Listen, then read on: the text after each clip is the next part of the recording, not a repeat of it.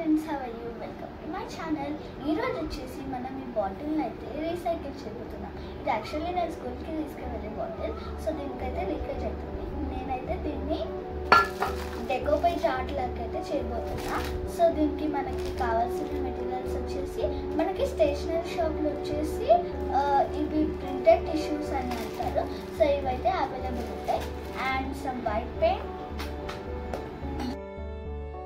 Bottle ఆర్ట్లో first step వచ్చేసి texture paint వచ్చేసి మనం బాటిల్ మీద అయితే వేసుకోవాలి. ఇలా టెక్స్చర్ పెయింట్ని మంచిగా ఈవెన్గా స్ప్రెడ్ చేసుకోవాలి. ఈ టెక్స్చర్ పెయింట్ ఎందుకు వేస్తారంటే మనం టిష్యూ పేపర్ అంటించినప్పుడు అది మంచిగా స్టిక్ కావాలని మనం టెక్స్చర్ పెయింట్ వేస్తాం.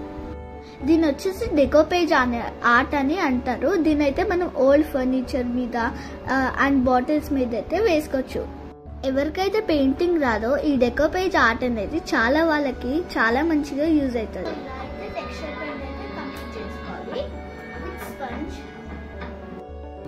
సో నేనైతే ఈ బాటిల్ ఆర్ట్కి నేనైతే ప్రింటెడ్ టిష్యూ పేపర్స్ అయితే యూజ్ చేస్తున్నా. సో ఈ ప్రింటెడ్ టిష్యూ పేపర్స్ వచ్చేసి క్రీమ్ కలర్ ఉన్నాయి కదా. సో నేను కూడా ఈ బాటిల్కి అయితే క్రీమ్ కలర్ అయిపోతుంది.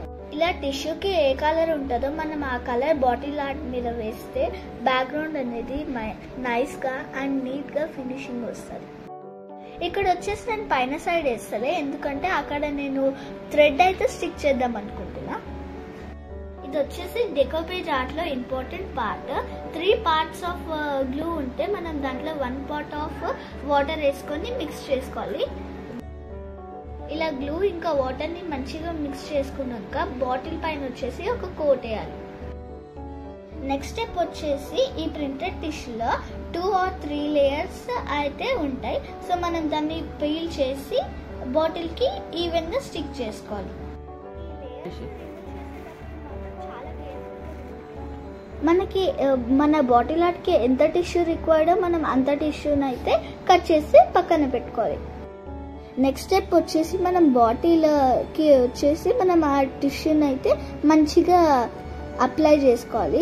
యాక్చువల్లీ ఫోల్డింగ్స్ వస్తాయి, ఆ ఫోల్డింగ్స్ రాకుండా మంచిగా కవర్ చేసుకోవాలి. ఇలా మనం బాటిల్కి టిష్యూ మంచిగా స్టిక్ చేసుకున్నాక గ్లూ ఇంకా వాటర్ని ఇంకొకసారి మంచిగా మిక్స్ చేసుకొని ఇంకొక లేయర్ అయితే వేయాలి. మంచిగా స్టిక్ అవుతుంది అన్నమాట. ఇది వచ్చేసి ఫైనల్ స్టెప్. ఇలా మనం అప్లై చేస్తే ఈ టిష్యూ అనేది ఎప్పటికీ ఊడిపోదు.